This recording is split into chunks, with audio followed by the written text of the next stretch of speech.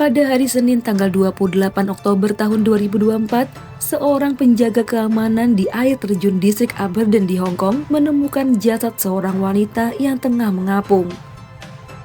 Kepolisian Hong Kong segera datang dan dari hasil identifikasi sementara, jasad itu awalnya diperkirakan warga lokal, kemudian dugaan berubah menjadi warga Filipina. Berita ini menjadi heboh di negara Hong Kong, khususnya bagi para domestic helper yang kebanyakan berasal dari Filipina juga Indonesia. Rumor lain mengatakan wanita itu tenggelam saat berlibur pada hari Minggu seperti layaknya para migran yang menghabiskan waktu bersantai di tepi air terjun. Namun dengan cepat, hasil otopsi membantah rumor tersebut. Dan yang lebih penting adalah korban bukan berasal dari Filipina seperti dugaan awal, melainkan warga Indonesia yang bekerja sebagai asisten rumah tangga. Lantas, apa yang sebenarnya terjadi? Cerita ini adalah berita fakta yang Mia rangkum dari berbagai media terpercaya Hong Kong dan menyajikannya sebagai alur cerita. Semoga dapat dengan mudah untuk dimengerti.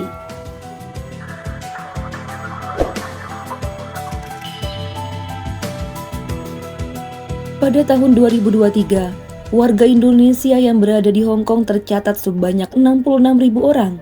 Paling banyak bekerja sebagai domestic helper dan lainnya bekerja untuk perusahaan swasta, juga ada beberapa mahasiswa yang tinggal untuk belajar. Dalam kisah ini, Mia akan menghususkan para asisten rumah tangga dengan rutinitasnya sehari-hari. Pekerjaan yang sebenarnya bukanlah idaman bahkan cita-cita. Kondisi ekonomi yang buruk di negara asal membuat beberapa orang nekat keluar negeri untuk bekerja, meninggalkan keluarga. Harapannya satu, yaitu memperbaiki ekonomi keluarga.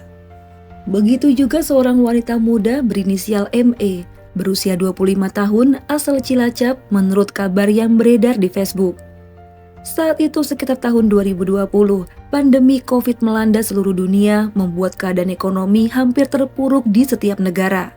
Tak terkecuali ME, lantas ia meminta izin pada orang tuanya untuk merantau ke luar negeri. Dirasa gajinya lebih tinggi dan berkat restu orang tua, ia memantapkan hati memilih negara Hong Kong sebagai tempat adu nasib. Singkat cerita, ME terbang ke Hong Kong setelah mengikuti proses pembekalan lewat sebuah agen tenaga kerja. Ia pun berhasil adaptasi dan telah bekerja selama 4 tahun lamanya. Waterfall Bay Aberdeen merupakan destinasi wisata murah meriah bagi warga lokal, terutama pekerja migran yang ingin menikmati waktu liburnya. Setiap akhir pekan, banyak wisatawan mengunjungi salah satu tempat tercantik di Hong Kong itu. Sekedar berfoto atau duduk santai, beralaskan tikar dan bergosip bersama sesama pekerja migran lain. Tujuan mereka satu, yaitu melepas penat atau lelah karena setiap hari disibukkan dengan pekerjaan yang gak ada habisnya. Hanya di akhir pekanlah mereka bisa bersantai sambil merias diri agar terlihat cantik sempurna. Namun kejadian tak terduga terjadi di lokasi ini. Tepatnya pada hari Senin tanggal 28 Oktober 2024, saat itu waktu menunjukkan pukul 8 pagi waktu Hong Kong atau pukul 7 pagi waktu Indonesia. Seorang penjaga taman air terjun melihat sesosok jasad wanita yang telah terbujur kaku di dasar air terjun. Petugas tersebut langsung memanggil kepolisian dan secepat kilat beberapa petugas telah datang memeriksa jasad tersebut dan mengamankan TKP. Dalam pemeriksaan sementara, jasad itu diperkirakan berusia 25 tahun, berkulit putih sedikit kuning layaknya wanita Asia Tenggara. Pada awalnya beberapa media yang gercep mengabarkan jika korban merupakan warga lokal, namun di beberapa waktu kemudian korban dipastikan adalah warga Filipina. Ini membuat gempar para pekerja asing yang ada di Hong Kong, apalagi saat hasil otopsi jasad telah keluar. Akhirnya pada Selasa tanggal 29 Oktober malam, pihak kepolisian Hong Kong mengadakan konferensi pers terkait penemuan jasad tersebut, sekaligus mengungkap identitas korban yang sebenarnya, dan konferensi pers diadakan setelah terduga pelaku berhasil ditangkap pada Selasa sore. Mengutip dari media berita Dim Sum Daily, Inspektur Senior Sin Kwok Ming dari Unit Kejahatan Regional Pulau Hong Kong memberikan rincian insiden tersebut. Kronologinya sebagai berikut. Saat pertama kali jasad ditemukan, Regu penyelamat yang sudah tiba mengkonfirmasi bahwa jasad tersebut telah meninggal dunia. Pemeriksaan awal menunjukkan adanya luka di dahi dan di belakang kepala. Ada juga beberapa bekas luka lebam yang berukuran kecil di beberapa bagian tubuh lain. Ditemukan bersama jasad itu adalah sebuah kartu oktopus dan kunci rumah di dalam saku baju. Sementara ponsel dan sendal korban berada di dasar air terjun, polisi menggunakan ponsel korban untuk menemukan identitasnya. Otopsi awal menunjukkan bahwa korban meninggal karena trauma benda tumpul. Saat itu dipastikan kematiannya akibat dibunuh.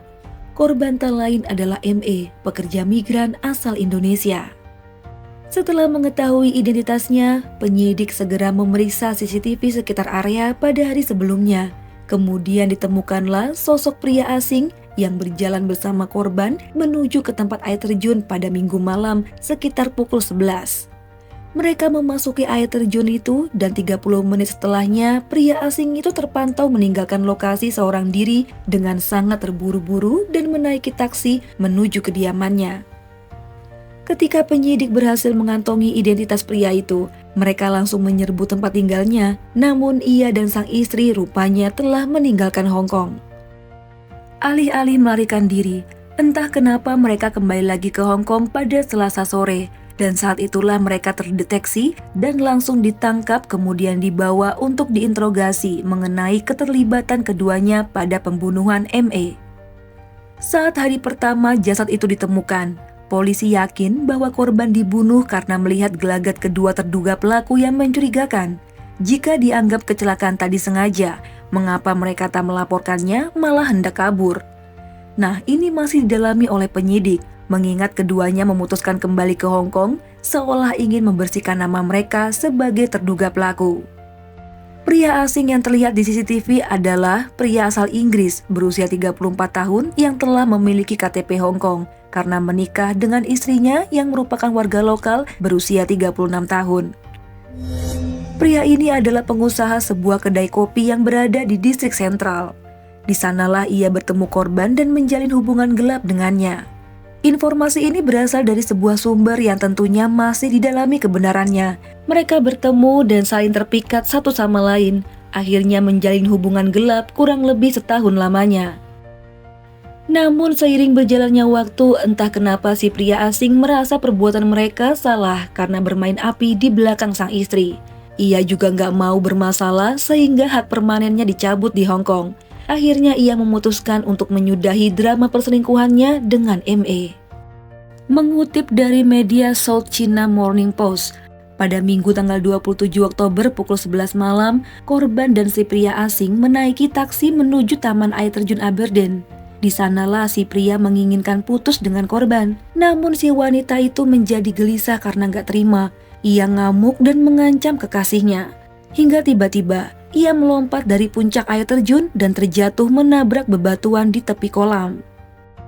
Si pria yang kaget langsung turun ke dasar air terjun dan melihat korban telah mengambang dengan posisi tertelungkup.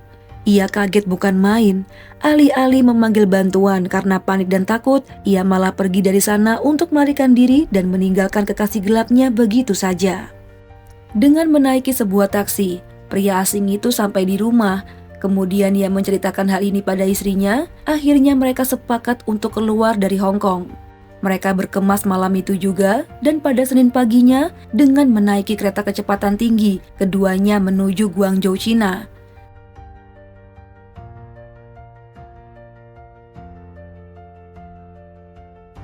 Namun mereka memutuskan kembali pada Selasa sore dan langsung terdeteksi oleh pihak keamanan yang berhasil menangkapnya. Masih belum diketahui adakah keterlibatan istrinya pada peristiwa ini.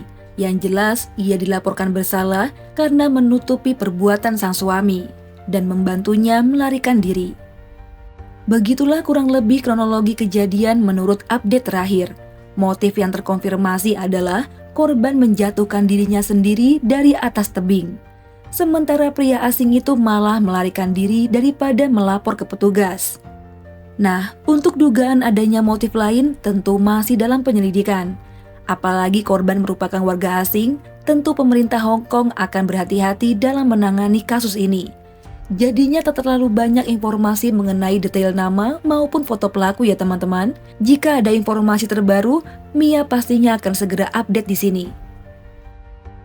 Kasus pembunuhan atau kematian warga Indonesia di Hong Kong pernah meramaikan media berita lokal maupun internasional pada tahun 2016, yaitu pembunuhan dua wanita Indonesia oleh Rurik Juting, pria asal Inggris.